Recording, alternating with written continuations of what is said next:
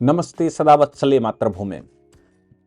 Supreme court ने America के यानी कि यूएसए के सुप्रीम कोर्ट ने डोनाल्ड ट्रंप के द्वारा लगाए गए टैरिफ को अवैध घोषित कर दिया। डोनाल्ड ट्रंप की पावर को अवैध घोषित कर दिया और ये कहा कि कांग्रेस के पास पावर है। कांग्रेस मतलब वहां की संसद को पावर है, आपको इसकी पावर नहीं। बिल्कुल वैसे ही जैसे ही हमारे देश में इकोनॉमिक बजट के मामले में या इकोनॉमिक्स के मामले में या बजट के मामले में टैक्स इंपोज करने के लिए सरकार को अपना प्रस्ताव रखना पड़ता है, बजट रखना पड़ता है, संसद से अनुमोदन लेना पड़ता है, खास तौर से लोकसभा से अनुमोदन लेना पड़ता है। अगर लोकसभा अनुमोदित नहीं करती है तो फिर ऐसे मामले में या वहां मेजोरिटी नहीं होती तो ऐसे मामले में टैक्स इंपोज नहीं किया जा सकता। सरकार के पास सोलली टैक्स इंपोज करने की पावर नहीं होती। वैसे ही यूएसए के संविधान के अनुसार भी घोषित ये किया गया कि पावर नहीं है। लेकिन यहां एक जो बहुत ध्यान देने वाली बात है, जो बहुत महत्वपूर्ण बात है, वो बात यह है कि इसके पीछे, क्योंकि हमने सबने सुना, कल से न्यूज़ चल रही है कि भाई सुप्रीम कोर्ट ने अवैध घोषित कर दिया, व्हाइट हाउस को स्टेटमेंट देना पड़ा, भारत के पक्ष में देना पड़ा। आखिर व्हाइट हाउस ने भारत के लिए ही स्टेटमेंट क्यों दिया? भाई व्हाइट हाउस तो पूरे वर्ल्ड, क्योंकि टैरिफ गेम तो जिन धाराओं के तहत डोनाल्ड ट्रंप ने इस्तेमाल किया वो तो पूरे वर्ल्ड के खिलाफ इस्तेमाल किया। उन्होंने इसको इमरजेंसी पावर्स का इस्तेमाल, एक इमरजेंसी इकोनॉमिक पावर, जैसे हमारे यहाँ इमरजेंसी लगती है तो भारत में 3 तरह की इमरजेंसी है। हम कहते हैं कि राष्ट्रीय आपदा आ गई है, राष्ट्रीय इमरजेंसी है, नेशनल इमरजेंसी, कोई युद्ध हो गया, कोई बात हो गई, या फिर हम कहते हैं कि स्टेट इमरजेंसी है। स्टेट इमरजेंसी में हम प्रेसिडेंट रूल वहाँ पर लगा देते हैं, गवर्नर बैठा होता है। और हम इकोनॉमिक इमरजेंसी की भी बात करते हैं। इकोनॉमिक इमरजेंसी के मामले में राज्य और केंद्र और पार्लियामेंट की पावर भी उस समय सरकार के पास चली जाती है। सौभाग्य से भारत में आज तक कभी भी इकोनॉमिक इमरजेंसी नहीं लगी, फाइनेंशियल इमरजेंसी नहीं लगी। डोनाल्ड ट्रंप फाइनेंशियल इमरजेंसी की, मतलब वहां अमेरिका के कॉन्स्टिट्यूशन में जो फाइनेंशियल इमरजेंसी की पावर है, उस पावर को सेक्शन 232 उसको कह रहे थे, उस पावर को उन्होंने इस्तेमाल किया। और इस्तेमाल करते हुए अमेरिका थ्रेट में है, अमेरिका में फाइनेंशियल इमरजेंसी है, उसको ध्यान में रखते हुए डोनाल्ड ट्रंप ने यह फैसला किया कि वो इसको लगाएंगे। ये सारी बातें हमने सुनी, लेकिन सबसे जो इंपॉर्टेंट बात है वो ये है कि ये पूरा मुकदमा तीनों अदालतों में, जो उनका फेडरल सर्किट कोर्ट है उसमें भी, उनका जो इंटरनेशनल ट्रेड कोर्ट है उसमें भी, और कोर्ट ऑफ ट्रेड जिसको कहते हैं उसमें भी, और फिर उनके सुप्रीम कोर्ट में भी, तीनों जगह भारतीय ही मुकदमा लड़ रहे थे सही से। बाकी कंपनियां भी थी लेकिन भारतीय मुकदमा लड़ रहे। अब देखो, मुकदमा जिस समय लड़ते हैं उस समय 2 तरह की बातें आती हैं। कुछ कंपनियां जो यहां से निर्यात करती हैं, कुछ कंपनियां जो वहां आयात करती हैं, और फिर फेडरल ऑर्गेनाइजेशंस या कमर्शियल ऑर्गेनाइजेशन जो एमिकस क्यूरे का काम करती हैं। एमिकस क्यूरे का मतलब ये होता है कि कोर्ट के मित्र बनकर काम करते हैं, कोर्ट को सहायता देते हैं।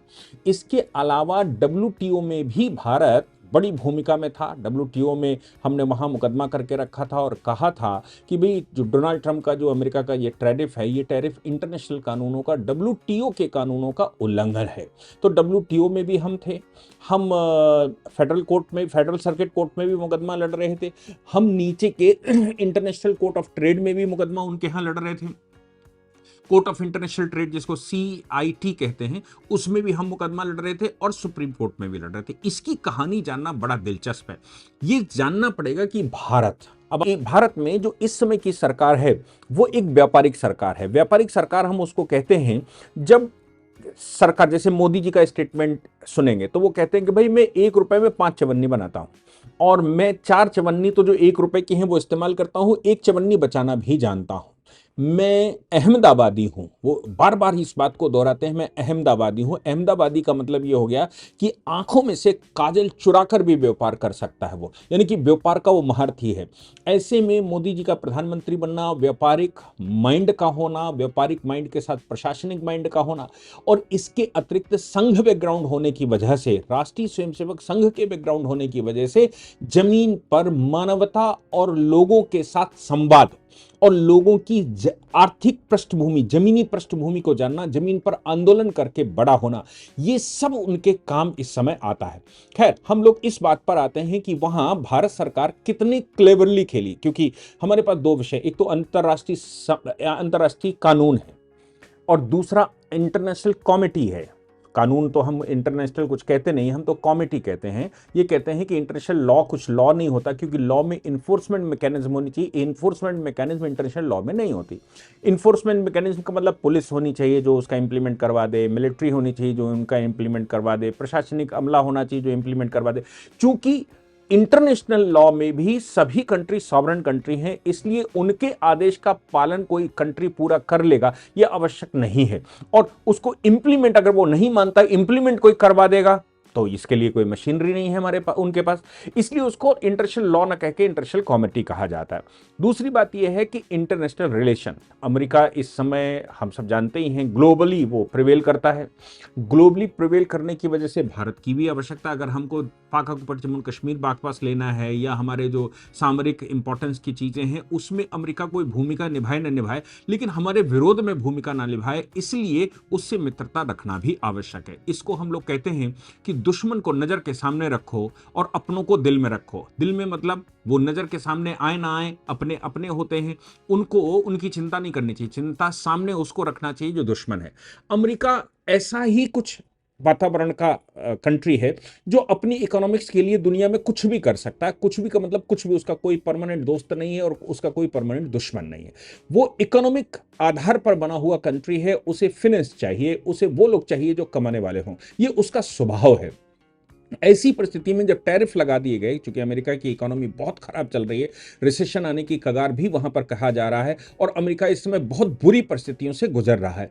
ऐसी परिस्थिति में एक बात जो ध्यान देने की जो बहुत इंपॉर्टेंट है वो ये है कि डोनाल्ड ट्रंप के पास कोई और साधन नहीं था। या तो वो कर्ज की सीमा बढ़ाते, और कर्ज भी उनके ऊपर $30 ट्रिलियन से, उनकी इकोनॉमी से ज्यादा उनके ऊपर कर्जा है, और $7 ट्रिलियन प्रति वर्ष के हिसाब से उनके ऊपर कर्जा बढ़ भी, $2 ट्रिलियन के हिसाब से उनके ऊपर कर्जा हर वर्ष बढ़ भी रहा है। एक सरकार जब जाती है तो $7 to $8 ट्रिलियन का उनके ऊपर कर्जा हो जाता है। ऐसी परिस्थिति में अमेरिका जो उसके पास शक्ति है, वो शक्ति का ही दुरुपयोग करके इन सबको कर सकता है, अपने को मैनेज कर सकता है। अगर वो मानवता के आधार पर चलेगा, अगर वो इंटरनेशनल लॉ के आधार पर चलेगा, अगर वो सही से चलेगा, तो वो अमेरिका अपने आप को मैनेज नहीं कर सकता, ये सत्य है। और अमेरिका इस स्थिति में नहीं है कि वो वर्ल्ड के ऊपर वर्ल्ड ऑर्डर चेंज कर सके इकोनॉमिकली, क्योंकि उसकी इकोनॉमिक सिचुएशन बहुत खराब है। डोनाल्ड ट्रंप भी व्यापारिक माइंड के आदमी। अब देखना यह था कि डोनाल्ड ट्रंप व्यापारिक हैं और इधर मोदी जी भी व्यापारिक हैं। डोनाल्ड ट्रंप रियलिटी में व्यापार करते हैं, व्यापारी हैं, और मोदी जी अहमदाबाद से आते हैं, व्यापारी तो नहीं लेकिन व्यापारी माइंड रखते हैं, पर पॉलिटिकल माइंड उनका बहुत अच्छा है। ऐसी परिस्थिति में अमेरिका के साथ इंटरनेशनल रिलेशन भी बनाकर रखना है और टैरिफ के गेम में हमें उनको परास्त भी करना है।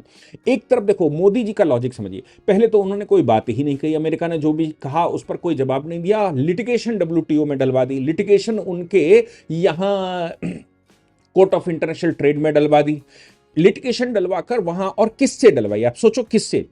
टाटा स्टील ने डाली, JSW स्टील ने डाली। ये बड़ी कंपनियां हैं जो अमेरिका के अंदर स्टील निर्यात करती, यहां से निर्यात करती, और JSW America, Tata steel America, वहां बहुत सारी फैक्ट्रियां इन्होंने ला रखी। टाटा का भी इन्वेस्टमेंट है, इनका भी इन्वेस्टमेंट है। लक्ष्मी मित्तल हमारे यहां से नहीं आते हैं, मतलब भारतीय हैं, लेकिन वो कहीं और से व्यापार कर, लग्जमबर्ग से व्यापार करते हैं, कहीं से करते हैं।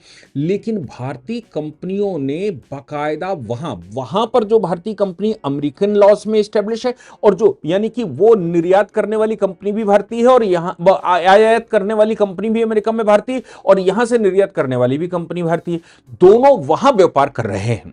ये दोनों ही लिटिगेशन में कोर्ट गए। हालांकि नीचे वाले कोर्ट ने, इंटरनेशनल कोर्ट ने, जो इंटरनेशनल कोर्ट ऑफ ट्रेड है, उसने फैसला खिलाफ दे दिया और उसने कहा कि डोनाल्ड ट्रंप को पावर है। इसके बाद उनके फेडरल सर्किट कोर्ट में जाया गया, सर्किट कोर्ट में भी कोई फायदा नहीं मिला। फिर उसके बाद वो अमेरिका की सुप्रीम कोर्ट में गए। सुप्रीम कोर्ट में 9 जजेस की बेंच बैठी, 6-3 से परिणाम निकले। अब इसमें एक चीज और है कि एमिकस क्यूरी की जरूरत पड़ती है। अमेरिका में जो भारतीय कंपनी है जो इंपोर्ट करती है, उसने ये कहा कोर्ट के सामने कि साहब, मतलब जो लीगल आर्गुमेंट दिए वो तो दिए ही, वो मैंने पहले भी बताया कि भाई कांग्रेस की पावर है, ये टैरिफ लगाने की पावर है, और कोई फाइनेंशियल इमरजेंसी नहीं है जो आप इसका इस्तेमाल कर रहे हैं टैरिफ लगाकर। आप उसको हथियार की तरह इस्तेमाल नहीं कर सकते। और डोनाल्ड ट्रंप को इमरजेंसी के दौरान ही ये पावर, मतलब किसी भी राष्ट्रपति को इमरजेंसी के दौरान ही ये पावर ट्रांसफर होती है जो संसद की पावर है। अदरवाइज संसद तय करता है, जो सरकार भी करती है वो संसद में उसको रखना पड़ता है। तो डोनाल्ड ट्रंप कौन सी इमरजेंसी आ गई? रियलिटी में कोई इमरजेंसी तो अमेरिका में है नहीं, कोई युद्ध नहीं चल रहा है, कोई ऐसा वातावरण नहीं है, कोई खतरा नहीं है, इमरजेंसी डिक्लेयर नहीं है। तो फिर डोनाल्ड ट्रंप ऐसी पावर का इस्तेमाल कैसे कर सकते हैं? एक ये तो आर्गूमेंट था ही। दूसरा आर्गूमेंट उन्होंने कहा कि अमेरिका में जो महंगाई बढ़ रही है, अमेरिका में बड़ी तेजी से महंगाई इसलिए बढ़ रही है, टैरिफ जो लगा दिए गए हैं, अमेरिका की कंपनियां आप सर्वाइव नहीं कर सकती। स्टील इतनी महंगी हम खरीदेंगे टैरिफ लगाने के बाद, तो फिर कई कंपनियां बंद करनी पड़ेंगी, कई फैक्ट्रियां बंद करनी पड़ेंगी, और जेएसडब्ल्यू, टाटा स्टील और बाकी जो और कई कंपनी, ये मैं दो बड़ी कंपनियों की बात बता रहा हूं, कई कंपनियां जो भारतीय हैं वो सब वहां पर व्यापार करती हैं, वो सब इकट्ठी होकर वहां कानूनी लड़ाई लड़ रही थी। ये कंपनियां सब मोदी जी के नजदीक भी हैं, चूंकि भारत की हैं, और भारत में ही उनका बेस है, वहां तो कंपनी बनानी पड़ती है अगर वहां व्यापार करते हैं। अब इन कंपनियों ने जो आर्गुमेंट किया, तो उन्होंने कहा कि साहब ये तो कंपनियां बंद हो गई, अमेरिका में बेरोजगारी बढ़ जाएगी, अमेरिका में कई लोगों को हमको निकालना पड़ रहा है, और आप तय करिए कि इसके ऊपर अब लेबर लॉस का हमारे ऊपर प्रभाव ना पड़े, क्योंकि ये सरकार तय कर रही है, इसलिए हमको कंपनियां और फैक्ट्रियां बंद करनी पड़ेंगी। हालांकि वहां के लोकल जो फैक्ट्रियां हैं वो भी कोर्ट में गए थे, और उन्होंने कहा इसका एडवर्स इफेक्ट हम पर पड़ता है, टैरिफ प्लान ठीक है, हमारी कंपनियां यहां फल फूल रही हैं, लेकिन ये कंपनियां जो भारतीय हैं वो अमेरिका में ही हैं, और वो अमेरिकन कंपनी कहलाती है, इन्वेस्टमेंट भारत का है, अमेरिकन कंपनी कहलाती है। उन्होंने कहा कि साहब हम भी तो अमेरिकन कंपनी हैं, हम इंपोर्ट कर रहे हैं, हम सस्ती स्टील और जो क्वालिटी स्टील की भारत से आती है वो अमेरिका में बनती ही नहीं है, वो अमेरिका में होती ही नहीं है। ऐसी परिस्थिति में अमेरिका का डेवलपमेंट पूरा रुक जाएगा, ऐसी परिस्थिति में अमेरिका पीछे चला जाएगा, और अमेरिका में जो डेवलपमेंट के प्रोजेक्ट चल रहे हैं तमाम स्टेटों में, वो सब तमाम स्टेट भी जो रिपब्लिकन गवर्न नहीं है, जो डेमोक्रेट्स गवर्न है, वो भी कोर्ट में पहुंचे। इसके अलावा एमिकस क्यूरी, यानी कि कोर्ट ने कहा हमारी मदद करो, तो विश्व में बड़े बड़े संगठन है, डब्ल्यूटीओ की तरफ से भी भारत ने रिप्रेजेंटेशन करवाया, डब्ल्यूटीओ के एक रिटायर्ड जज को भी भारत ने रिप्रेजेंट करवाया, और इसके अतिरिक्त फिक्की ने वहां रिप्रेजेंटेशन किया, और फिक्की ने साफ तौर पर कहा कि अंतरराष्ट्रीय कानूनों का यह उल्लंघन है। अंतरराष्ट्रीय तरीके से अगर अमेरिका इसको सही से करना चाहता है तो फिर ये कर नहीं सकते। टाटा जेएसडब्ल्यू स्टील ने भी अमेरिकी सहायक कंपनी है, उन्होंने भी इसी तरह की दलील दी। इसके अलावा सीआईआई जो भारत की है, फिक्की तो है ही, सीआईआई, इन्होंने भी उनको असिस्ट किया। ये कोई मुकदमेबाज नहीं थे, ये पार्टी नहीं थे। अमेरिका की सुप्रीम कोर्ट इनसे असिस्टेंस मांग रही थी, एमिकस क्यूरी यानी कि न्याय मित्र मांग रही थी, जैसे हमारे यहां भी न्याय मित्र होते हैं। इन कंपनियों ने डेटा प्रस्तुत करके, इंटरनेशनल डेटा प्रस्तुत करके, अपने स्ट्रॉन्ग एडवोकेट भारतीय खड़े करके सुप्रीम कोर्ट, अमेरिका की सुप्रीम कोर्ट को डोनाल्ड ट्रंप के खिलाफ जजमेंट देने के लिए मजबूर कर दिया। और सबसे इंपॉर्टेंट बात यह है कि 9 में से, जहां तक मैं समझता हूं, 9 में से 7 जजेस डोनाल्ड ट्रंप के अपॉइंट किए हुए हैं। 9 में से 7 जजेस डोनाल्ड ट्रंप के द्वारा अपॉइंट किए गए हैं। जब पिछली बार डोनाल्ड ट्रंप बैठे थे तो यह कहा जा रहा था कि डोनाल्ड ट्रंप 7 जजेस को नए अपॉइंट करके जा रहे हैं, डेमोक्रेट्स अगर बैठ गए तो फिर उनके लिए सुप्रीम कोर्ट झेलना बड़ा मुश्किल हो जाएगा। जब 9 में से 6 या 7 जजेस डोनाल्ड ट्रंप के अपने सिग्नेचर से अपॉइंट हुए वो भी उनके विरुद्ध चले जाएं, तो आप समझ लीजिए कि भारत ने कितनी स्ट्रांग दलील दी हुई। तो मोदी जी एक तरफ तो इस मामले में लग गए, दूसरी तरफ अस्थायी, चूंकि इंटरनेशनल रिलेशन भी रखना है, तो अस्थायी रूप से अमेरिका के साथ टॉक भी चल रही थी।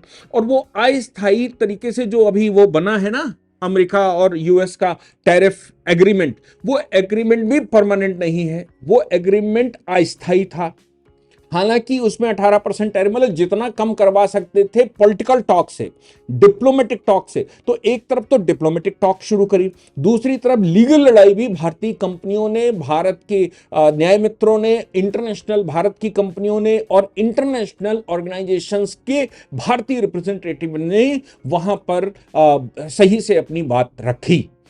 दूसरी तरफ डिप्लोमेटिक रिलेशन से भी, यानी कि डोनाल्ड ट्रंप के साथ संबंध भी खराब नहीं करने हैं, और दूसरा हमको लाभ भी चाहिए। परिणाम ये निकला कि सुप्रीम कोर्ट ने डोनाल्ड ट्रंप की पावर को ही अवैध घोषित कर दिया और कहा कि अगर इस तरह का कोई टैरिफ लगाना है तो संसद से ही लगाया जा सकता है। अब यह कहा गया व्हाइट हाउस की तरफ से इन सब के बाद कि भाई भारत से हमारे संबंध बहुत अच्छे हैं, हम 10% तो अस्थायी रूप से टैरिफ लगा ही रहे हैं जब तक हम संसद नहीं जाते।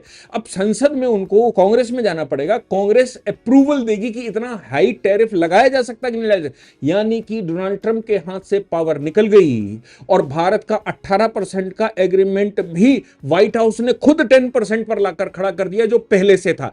यानी कि डोनाल्ड ट्रंप के द्वारा किया गया कोई भी अंतरराष्ट्रीय समझौता, किसी भी प्रकार का अंतरराष्ट्रीय टैरिफ का साइन, वो सब अब बेकार हो गए हैं। अब जो भी करना है इस टैरिफ प्लान में वो संसद से यानी कि वहां की कांग्रेस से अप्रूवल लेकर करना है। इसमें भारत सरकार की जो नीति थी कि हम लीगली भी लड़ेंगे, इंटरनेशनल WTO में भी लड़ेंगे, अमेरिका की सुप्रीम कोर्ट में भी लड़ेंगे और इधर हम डिप्लोमेटिक टॉक भी जारी रखेंगे डोनाल्ड ट्रंप के साथ।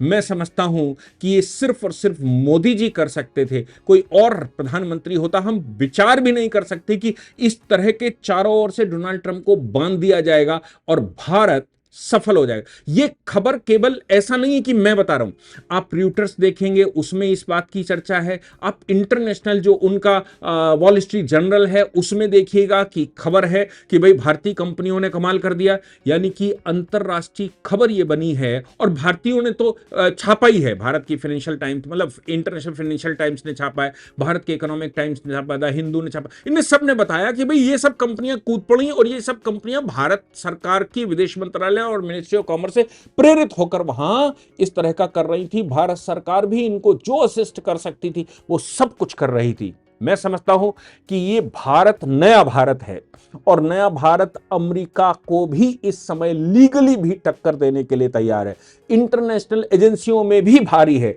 और भारत की सरकार डिप्लोमेटिक तरीके से काम करने के लिए भी महारत रखती है। मैं समझता हूं कि यह कॉम्बिनेशन पूर्व में कभी नहीं रहा, भविष्य में तो किसी ने देखा नहीं, इससे हो सकता और अच्छा कॉम्बिनेशन बने, लेकिन पीछे हमने कभी इस तरह का कॉम्बिनेशन नहीं देखा जो इस समय भारत सरकार की टीम वर्क है और उसकी जो इकोनॉमिक पॉलिसी है। भारत अब बदल रहा है और भारत बदल गया है। एआई समिट में इंटरनेशनल लीडर्स के साथ स्टेटमेंट आपने सबने सुने ही होंगे।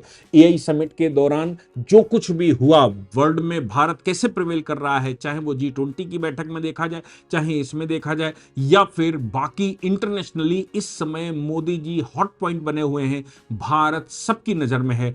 अब भारत के लोगों की जिम्मेदारी है कि वो आज उनका साथ दें और साथ देकर आगे कदम बढ़ाएं ताकि भारत उठकर नया अमेरिका बने भारतीय संस्कृति के साथ, और भारत वैसा बने जैसा गुप्त काल में मुसलमानों के आने से पहले भारत विश्व की 37 से 40% इकोनॉमी अपने पास रखता था और पूरा विश्व लालायित रहता था कि भारत का वीजा कैसे मिलेगा। मैं समझता हूं मोदी जी के नेतृत्व में आगे आने वाली सरकारें भी, जो उनके उत्तराधिकारी सरकारें भी होगी, वो भी इसी माइंडसेट की होंगी और इस माइंडसेट से आगे बढ़ेंगे। इस टीम इंडिया को सैल्यूट करना चाहिए, इसको ये मानना चाहिए कि ये सही मायने में भारत है। जय हिंद, जय भारत, वंदे।